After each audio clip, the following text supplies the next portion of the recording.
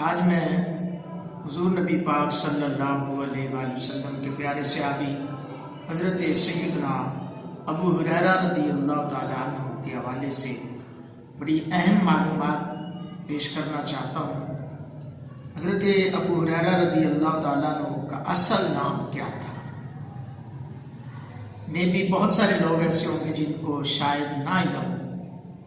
خیر، اگر علم میں ہے بھی تو اچھی بات ہے۔ حضرت ابو ہریرہ رضی اللہ تعالیٰ عنہ کے اصل نام کے حوالے سے مختلف قول ہیں۔ کسی جگہ پر آپ کا نام عبد شمس یعنی عبد الشمس جو ہے وہ لکھا گیا ہے، کسی میں عبد نہم، کسی میں عبد غنم، کسی میں عبداللہ اور کسی میں عمیر آیا ہے۔ تو ان کا خاندانی نام جو ہے وہ عبد شمس یعنی عبد الشمس تھا۔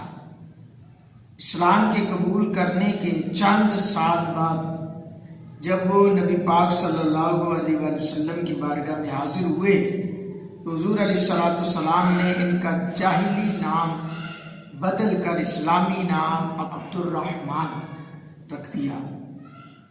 بعض روایتوں میں ان کا اسلامی نام عمیر اور عبداللہ بھی بتایا گیا، لیکن چونکہ انہوں نے اپنی کنیت ابو ہریرہ سے شہرت پائی اور اصل نام لوگوں کی نظروں سے اوجھل ہو گیا، کنیت جو ہے وہ پر ہی سب کا اتفاق ہے ابو ہریرہ۔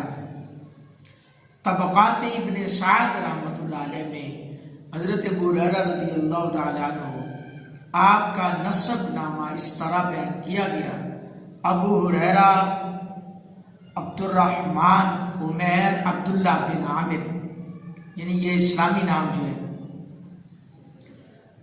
بن عبد الشرا بن طریف بن غیاث بن حنیہ بن سعد بن سالبہ بن سلیم بن فہم بن غنم بن دوس۔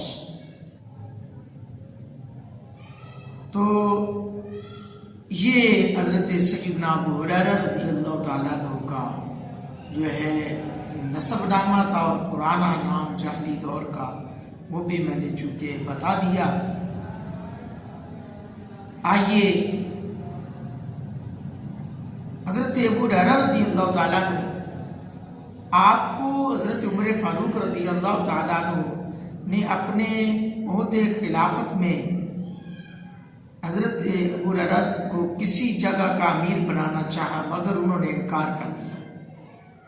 حضرت عمر فاروق رضی اللہ تعالیٰ عنہ نے آپ کی اس بات کو سن کر فرمایا کہ آپ اس کو کیوں ناپسند فرماتے ہیں؟ تو فرمایا کہ میں علم کے بغیر کوئی بات نہیں کہنا چاہتا۔ 5 چیزیں جس سے میں ڈرتا ہوں: نمبر 1، میں علم کے بغیر کوئی بات نہیں کہنا چاہتا۔ نمبر 2، عقل و دانش کے بغیر فیصلہ صادر نہیں کر سکتا۔ نمبر 3، میں ڈرتا ہوں کہ مجھے پیٹا جائے۔ نمبر 4، مجھے ڈر ہے کہ مجھ سے مال چھینا جائے۔ نمبر 5، مجھے اندیشہ ہے کہ لوگ مجھے برا بھلا کہیں۔ اس وجہ سے میں کسی جگہ پر کبھی امیر بننا پسند نہیں